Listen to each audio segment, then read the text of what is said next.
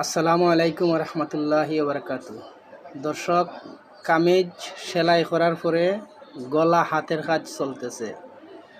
গলা হাতের কাজ মানে টেইলারিং ভাষায় যেটাকে বলে তুরপাই। এইভাবে কামিজ সেলাই করে গলাটিকে হাতের তুরপাই করে নিতে হয়। ছোটো সুই দিয়ে ছোটো ছোটো গাই দিয়ে এভাবে কামিজের গলাটি তুরপাই করে নিতে হয় দর্শক।